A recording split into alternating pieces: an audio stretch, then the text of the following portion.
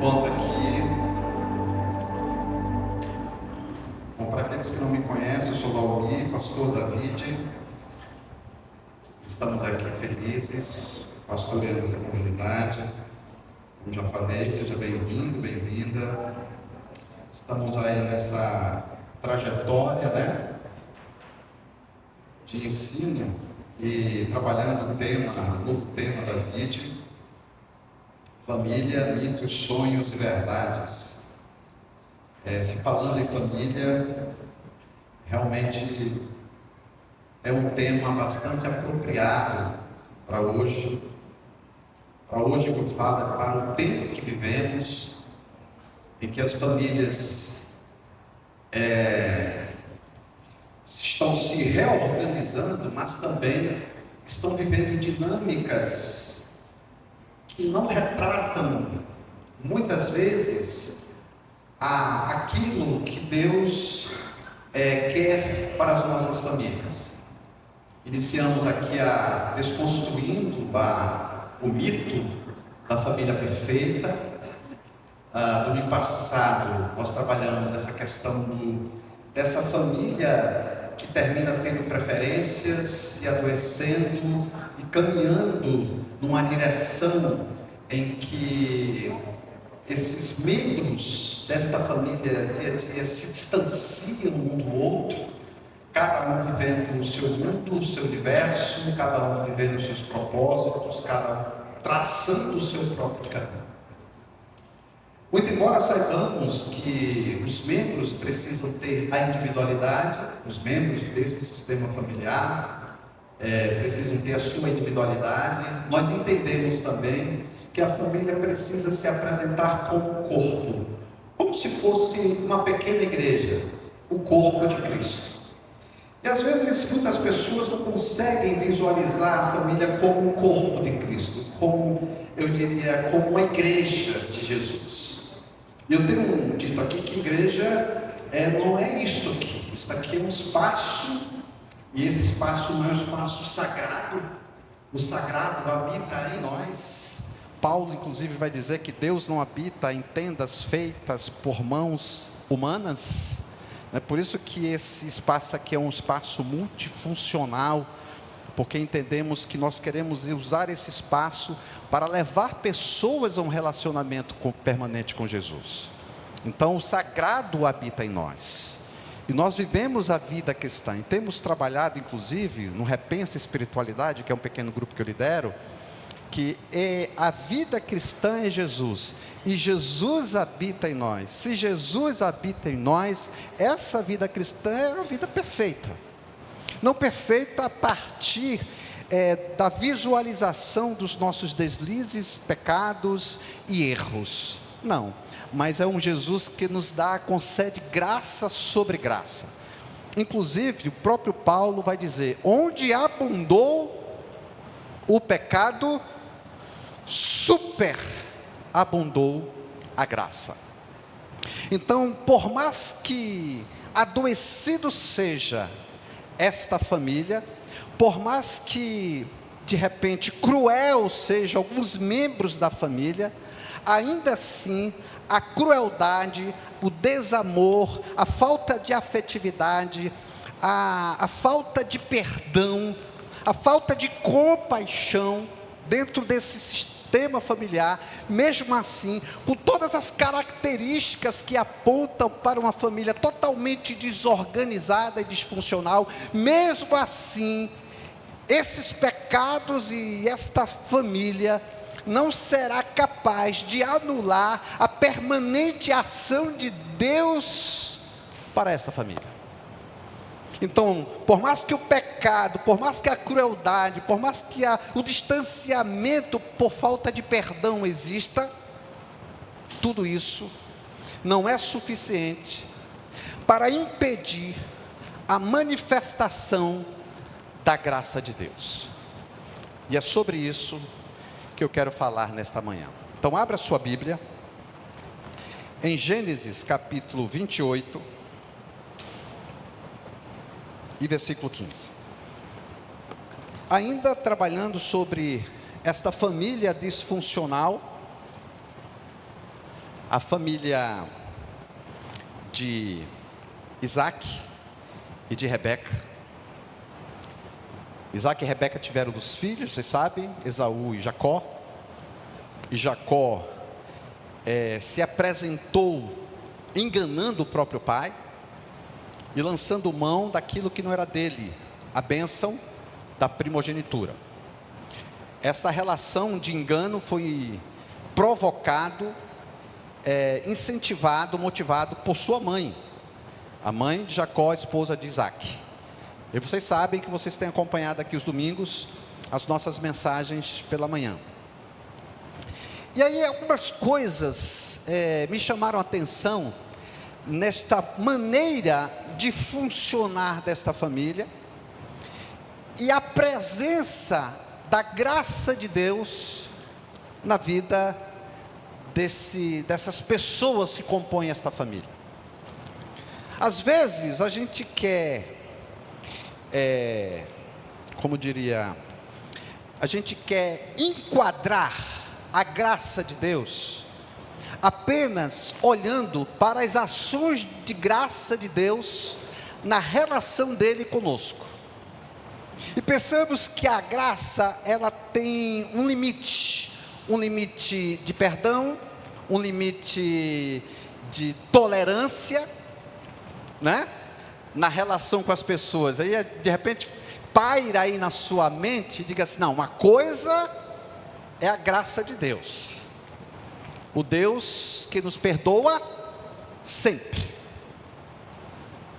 o Deus que nos ama permanentemente, o Deus em que o seu amor, de forma alguma, em absolutamente nenhum momento da vida, este amor ele tem oscilação, ele tem um desequilíbrio.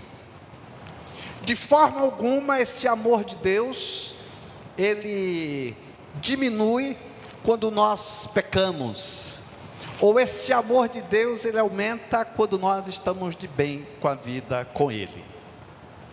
Então a graça de Deus ela não tem limites neste sentido. Mas quando nós pensamos na graça de Deus, nas relações humanas, melhor dizendo, aí a gente diz assim: eu perdoo,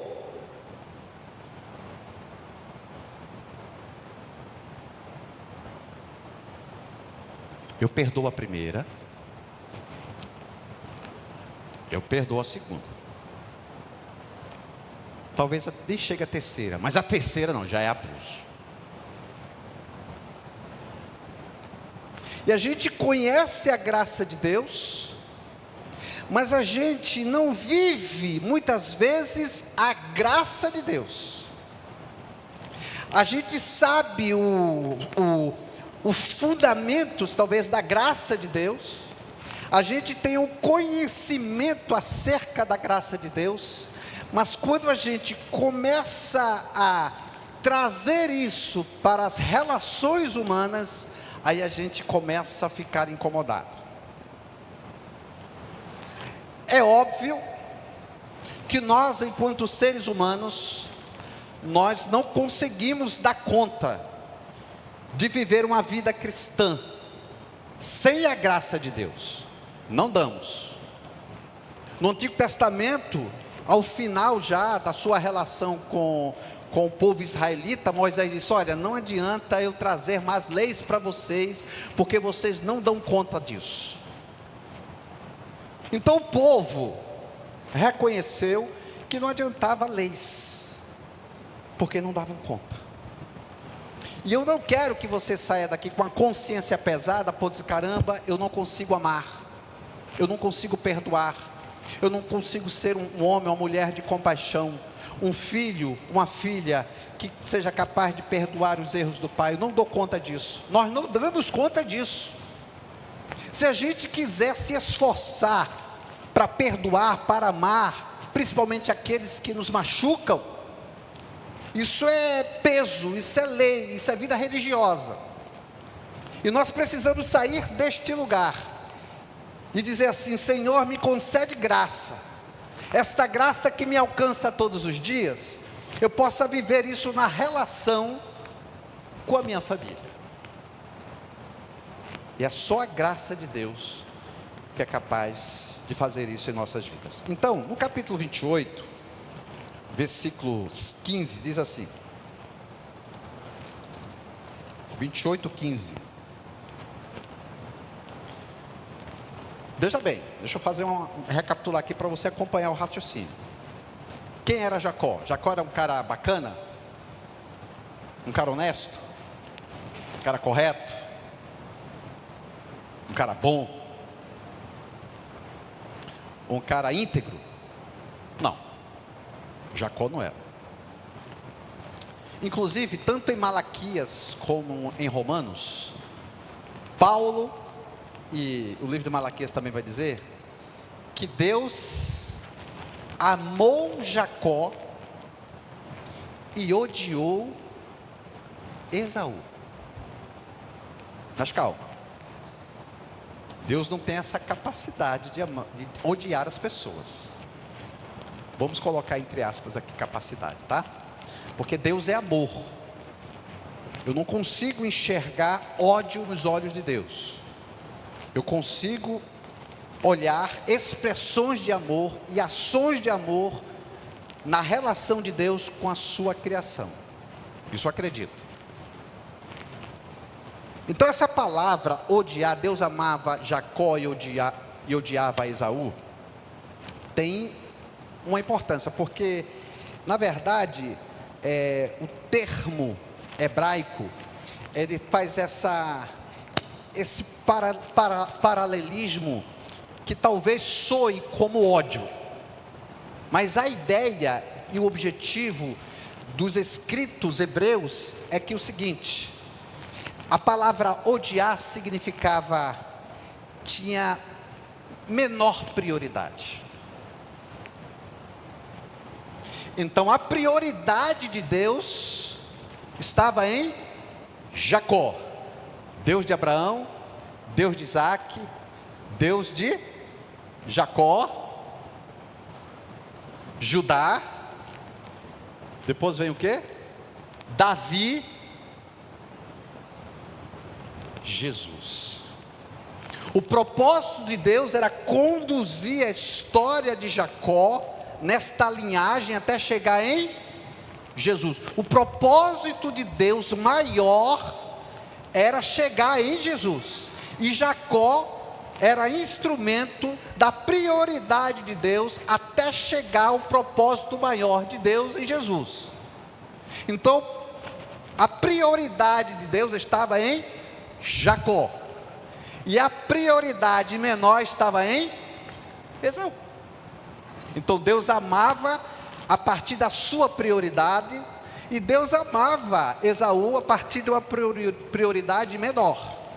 Tanto é que Esaú foi abençoado por Deus. A história de 25 a 33, que fala dessa família, no livro de Gênesis, Esaú foi abençoado por Deus. Então onde eu quero chegar com tudo isso? É que Deus, lá no capítulo 28, versículo 15, diz assim: eu estou com você e cuidarei de você, aonde quer que vá, e o trarei de volta a essa terra, não o deixarei enquanto... Deixa eu terminar de ler aqui, volta aí, ok, não o deixarei até que haja... Espera lá, resolve aí. Volta no início lá do capítulo, versículo 15. Está aí, deixa aí. Não deixarei enquanto não fizer o que prometia. Pode finalizar aí. Então olha só, Jacó já havia pisado na bola. Jacó já havia trapaceado e colocado seu irmão para trás. E mesmo assim, muito embora Jacó tenha trapaceado, muito embora Jacó tenha enganado seu pai, enganado o seu irmão, se passando por ele, Obrigado, Jean. Deus se propôs ao fazer o quê? A cuidar dele. E não só cuidar de uma forma separada ou especial da vida. Ele completa e diz assim: e aonde quer que você vá, eu estarei com você. Então a relação de Deus com Jacó é uma relação em que nós podemos enxergar a graça de Deus. O que significa isso? Muito embora Jacó não merecesse o perdão, o cuidado, o amor de Deus, mesmo assim, Deus se moveu na direção de Jacó para cuidar dele, para amar Jacó. Quais eram os recursos ou as qualidades de Jacó que pudesse mover o coração de Deus na direção dele? O texto não revela isso, porque o texto se propõe a mostrar, a apresentar, a manifestar a graça de Deus na vida de Jacó. Então, enquanto Jacó era esta pessoa cruel, no sentido de trapacear o seu próprio irmão, Deus não rejeitou a vida de Jacó. Pelo contrário, Deus se inseriu na história de Jacó, gente. Deus se manifestou na vida e na história dele, para protegê-lo e para cumprir a sua promessa. Então, enquanto Jacó engana, enquanto Jacó foge, Deus não o abandona. Pelo contrário, no capítulo 32 do livro de Gênesis, por exemplo, existe uma manifestação de Deus ali. E a partir daquele momento, a vida de Jacó parece que tem uma direção diferente, que é quando Deus luta com Jacó. Deus se apresentou para Jacó. Gente, Deus tomou a iniciativa para se revelar ao homem que tinha trapaceado, ao homem que tinha enganado o seu irmão. Isto se chama graça. Graça não tem como fundamento a meritocracia. Graça não tem como fundamento e como sustentação os meus méritos, as minhas qualidades, as minhas potencialidades, as minhas sabedorias, a minha performance espiritual. Graça não tem relação com isso. Graça tem relação com aquilo que Jesus na cruz fez por nós, quando Ele se entregou para morrer pelos pecados nossos, nós sendo ainda pecadores, Ele mesmo assim nos amou. Isto é graça. E nós conseguimos visualizar a graça de Deus na relação com Jacó. Mas não apenas isso. Não apenas conseguimos enxergar a graça de Deus na relação com Jacó, mas a gente consegue encontrar graça de Deus, perceba só uma coisa, na relação de Esaú com Jacó. No capítulo 33, narra uma situação interessante. Primeiro que Jacó ficou com medo, porque alguém chegou com ele e disse assim: olha, teu irmão vem aí com 400 homens, não veio com um exército de 400 pessoas, então, tu já sabe que o negócio vai pegar para ti, vai ser difícil para ti. Então essa coisa do perdão só aqui, Jacó, tu precisas fazer alguma outra coisa. Por isso que Jacó, ele diz assim: então vamos fazer o seguinte, como eu sou um homem de propriedade, rico, eu preciso comprar o perdão do meu irmão. Então eu vou aqui pegar os bois, vacas e etc, etc, e vou apresentar para o meu irmão como um pedido de perdão. Eu vou comprar, eu vou merecer o perdão do meu irmão. Eu vou fazer algo para que meu irmão me perdoe. Eu vou me mover, vou usar alguma estratégia, e a estratégia é entregar alguma coisa, é seduzir o meu irmão pela minha riqueza, por aquilo que eu tenho. E só assim eu acho que o meu irmão vai me perdoar. Só que o seguinte, gente, os 400 homens que estavam vindo na direção de Jacó, sabe o que era? Era uma recepção para receber Jacó. Já pensou nisto? Esaú, em que não teve a bênção do pai, por conta de quem? Por conta de Jacó. Aquilo que Jacó pensava do irmão foi totalmente diferente. Porque Esaú, quando chegou com o seu suposto exército, não era para anular ou matar, conforme prometido, que assim que seu pai Isaque morresse, ele iria matar o seu irmão. Isso foi uma promessa de Esaú.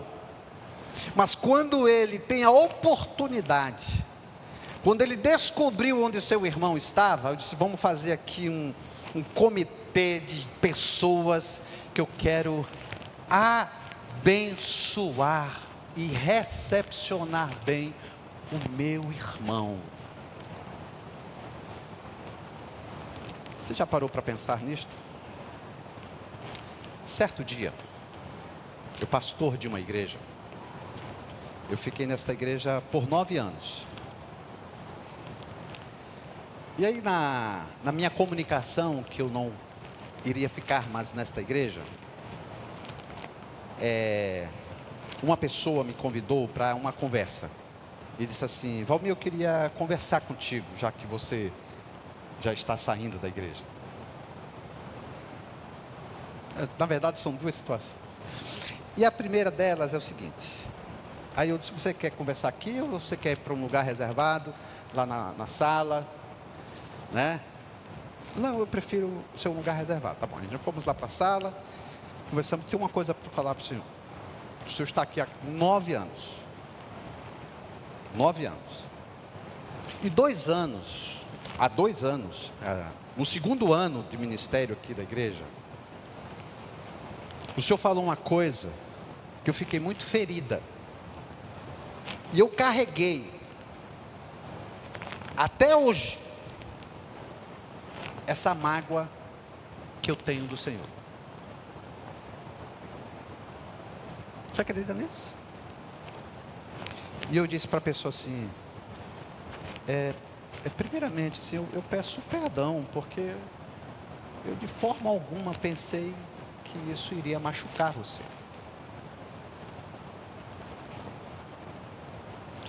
Mas segundo, olha o que você fez com você. Você carregou isso por 7 anos.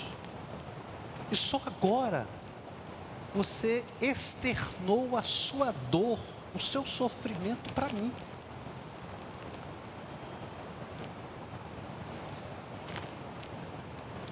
Quantas coisas nós carregamos, não nossa, mas carregamos do outro.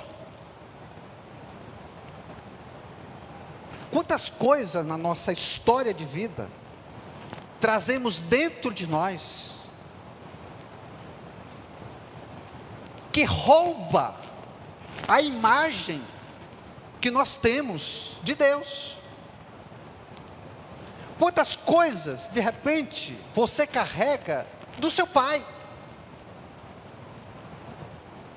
Quantas feridas ainda estão aí, vivas, abertas, há anos, que você não conseguiu lidar com essas feridas, para que elas pudessem cicatrizar. Quantas coisas você carrega do seu esposo, da sua esposa, que você não consegue perdoar. São silêncios que são carregados para a vida e que abate a nossa condição humana de seguidores de Jesus, e pegamos o caminho contrário, quando a palavra de Deus diz que Ele se propôs a nos dar vida e vida em abundância, mas essa vida em abundância não se apresenta, não se manifesta, porque carregamos dentro de nós a falta de perdão, não conseguimos viver as relações de graça uns com os outros.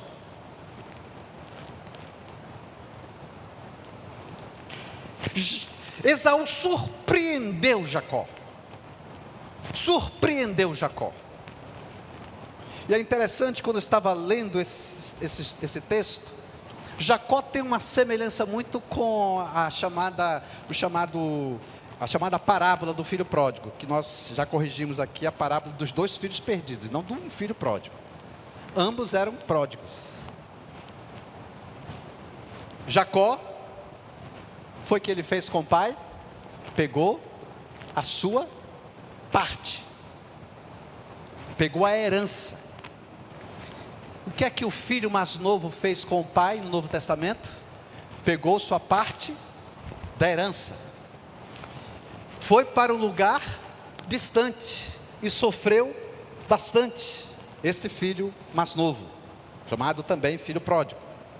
Jacó foi para uma terra distante e ficou 14 anos sofrendo, servindo para ter a mulher desejada. Depois ele cai em si, o filho pródigo, e retorna à casa do pai para pedir perdão. O que é que Jacó faz? Jacó retorna à casa para pedir perdão a quem? Ao seu irmão, e ser reintegrado na família. O que é que o filho pródigo faz? Faz a mesma coisa, pede perdão para ser reintegrado à família. Que nós esta manhã, em nome de Jesus, sejamos um Jacó, que nós possamos assumir a nossa identidade de Jacó, porque muitas vezes enganamos, muitas vezes vacilamos, muitas vezes deslizamos, muitas vezes trapaceamos, e algumas vezes somos Jacó na relação uns com os outros, na relação com Deus. Onde nós conseguimos encontrar graça, gente? Esse irmão chamado Esaú corre ao encontro do seu irmão, como o pai correu ao encontro do filho, lá registrado em Lucas. Ele corre e não quer saber do pedido de perdão. Não, meu irmão, olha só, cara, você não precisa me doar nada, você não precisa me entregar nada, você não precisa se desfazer de nada, está perdoado, cara, vamos seguir a vida. Vem cá me dar um abraço, vem cá me dar um beijo, eu quero voltar a conviver com você, eu quero estar em paz com você. A minha relação com você é uma relação de graça. Você merecia perdão? Não, mas eu te perdoo. Você poderia ter tomado a iniciativa, corrido ao meu encontro, me beijado, me abraçado? Poderia, mas eu fiz isso, me antecipei, porque a graça de Deus nos incita para a iniciativa. Ela nos lança e nos tira do lugar de rancor, de falta de perdão, para o lugar de proximidade. A graça é capaz de mover cada um de nós a tomarmos uma iniciativa para perdoar e amar aqueles que não são dignos do nosso perdão e do nosso amor. Relação de graça de Deus com Jacó, relação de graça de Deus na vida de Esaú com Jacó. Mas veja só o que termina o texto. No capítulo 33, me parece que do versículo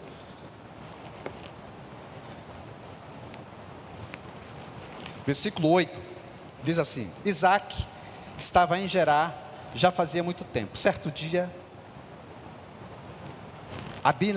Abimeleque, rei dos filisteus, estava olhando do alto de uma janela. Não, 33, desculpa. Estou lendo o 28 aqui.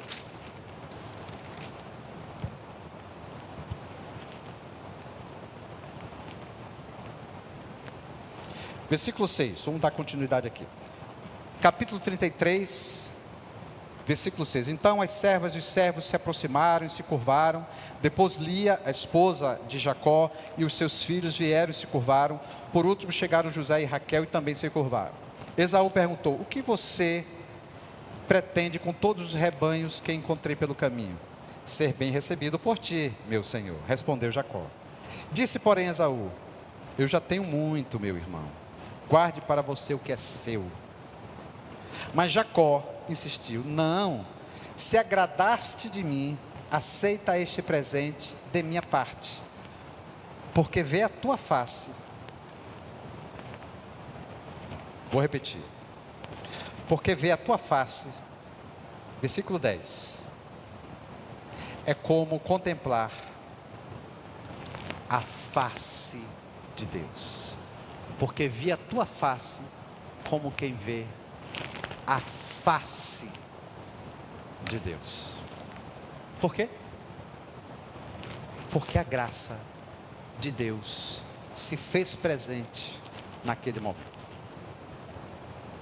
Eu fico pensando, onde você consegue enxergar graça na sua família? Onde nós conseguimos encontrar graça na nossa família? Será que os membros das nossas famílias conseguem enxergar a face de Deus em nós? Será que quando eu olho para os meus filhos, quando eu olho para minha esposa, quando eu olho para a minha mãe, os meus irmãos, eu consigo enxergar a face de Deus dele? Ou, quando eles me enxergam, quando eles me olham, quando eles fazem essa leitura, quando eles fixam o olhar no meu comportamento, na minha vida, na minha trajetória, na relação com eles, eles conseguem enxergar a face de Deus em nós? Será que eles conseguem olhar para a gente e falar assim: o Valmir é um homem generoso? Poxa, eu já fiz algumas coisas com o Valmir, mas mesmo assim ele insiste em me perdoar. Ele insiste em me amar. Ele insiste em me apoiar. Ele insiste em me dar suporte. Pensa na relação de Deus contigo. Quantas vezes nós vacilamos? Quantas vezes fazemos algumas tolices? Eu vi uma vez uma palestra que dizia assim: imagina se a gente fosse um santo, e mesmo sendo um santo, a gente tivesse um pecado no pensamento, um pecado naquilo que falamos, e um pecado nas nossas atitudes, palavras, pensamentos e obras. Um pecado desse por dia. Eu não pratico um pecado desse por dia. Eu também não fico contando, tá? Eu não fico contabilizando em casa. Mas se a gente fosse aquele santo, a gente teria, imagine aí, um pecado em cada área dessa. Vezes 30, seriam o quê? 90 pecados. Ou, vezes 365 vezes 3, seriam quantos pecados? mais de 1000 pecados. E Deus, se a gente fosse aquele santo, mais de 1000 pecados por ano, e Deus perdoa todos eles. E sabe o que Deus faz? Como diz Max Lucado, Ele ainda pega todos esses pecados perdoados e joga no mar do esquecimento. E muitas vezes quando nós oramos e buscamos a Deus, falamos assim: Senhor, puxa, desculpa, Senhor, porque sabe aquele pecado lá de trás? Eu vacilei de novo. Aí Deus fala assim pra gente: mas que pecado? Que pecado? Se eu joguei no mar do esquecimento, não lembro mais. Não sei que pecado você está falando. Eu sei do pecado que você está falando agora. Mas do pecado lá de trás, carregamos pecados. Quantos pecados carregamos dos nossos pais? Quantos pecados carregamos dos nossos irmãos? Tu pensa que eu esqueci? Esqueci não. Eu perdoei, não é? Eu perdoei, mas esquecer, não esqueci. Eu me lembro como se fosse hoje o que tu fizeste comigo. Isso está bem vivo aqui na minha memória, ó. Tu pensa que eu esqueci? Deus esquece. Isso se chama graça. Graça não esquece o passado. Graça ressignifica o passado. Graça não lança em rosto o que já foi perdoado. Graça perdoa e se propõe a caminhar junto uns com os outros. Sabe o que me constrange na minha relação com Deus? É que muito embora eu vacile e cometa alguns deslizes ainda, e vou continuar deslizando durante toda a minha existência, Deus ainda me ama. E isso não é alterado, isso não causa nenhuma instabilidade nesse amor de Deus, não causa. Então olha só, esse amor me constrange a ponto de dizer assim: Senhor, puxa, eu fico incomodado porque, muito embora eu cometa deslizes, Tu continuas nos amando, me amando e me perdoando. A graça faz isso. A graça, essa capacidade de perdoar, até que o outro diga assim: caramba, por que eu estou fazendo isso? Meu pai, quando teve o primeiro câncer, pode vir, Emerson, pode vir. Ele já no leito, ele virou-se para mim, eu contei a minha experiência com meu pai, na primeira mensagem, que está lá no YouTube, que ele pegou, ele queria um caderno e um lápis, né? E o meu avô deu para ele uma enxada e um campo para capinar. Esse era o papel e o lápis do meu pai. Quando ele teve o primeiro câncer, ele disse assim para mim, olhou para mim e disse assim: meu filho, quantas ausências, quantas faltas. Eu reconheço que eu não fui um bom pai para vocês. E você está aqui, cuidando de mim. Não carregue aquilo que não é seu. Não torne a sua vida pesada em nome daquilo que o outro fez com você. Peça a graça de Deus e diga assim: Senhor, me ajuda. Eu, pessoalmente, humanamente, eu não consigo perdoar o meu pai, meu irmão, minha irmã, não consigo. Mas Senhor, concede graça, para que eu possa olhar para o meu pai e diga assim: pai, eu amo você, pai. E eu não estou aqui pedindo para você conviver com o seu pai, e dizer assim: meu pai é cruel e agora eu vou ter que conviver com ele. Eu não estou falando isso. Eu estou falando para você soltar as pedras. Solta as pedras. Solta. E viva a liberdade de Jesus. Viva a vida com Jesus. Ele é o único que pode ressignificar todas essas dores aqui. Ele é o único que pode dar sentido à minha existência, muitas vezes escura, nebulosa, apagada, sem cor, sem vida. Só Ele pode fazer isso.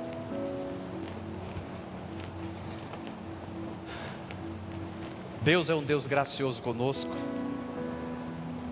e nós precisamos ser graciosos uns com os outros. E a minha oração nesta manhã, por mim e por você, que nós sejamos, preste bem atenção, sejamos, a face de Deus na relação uns com os outros. A face de Deus na relação uns com os outros. Você pode ter todos os motivos e argumentos para odiar, para não perdoar, para não querer nem olhar na cara da pessoa. Você pode ter todos os argumentos. E de repente, se você falar para mim, você, cara, você tem todos os argumentos. É verdade isso. São argumentos suficientes. Mas onde esses argumentos entram na graça de Deus, onde esses argumentos se aproximam da graça de Deus, onde? Então, saia daqui com a face de Deus e diga: Senhor, me ajuda a soltar essas pedras e viver uma relação de amor, de perdão com minha família, com meu pai, com minha mãe, com meus irmãos, com meus amigos. Em nome de Jesus. Vamos ficar em pé? Queria orar com você, queria orar por você.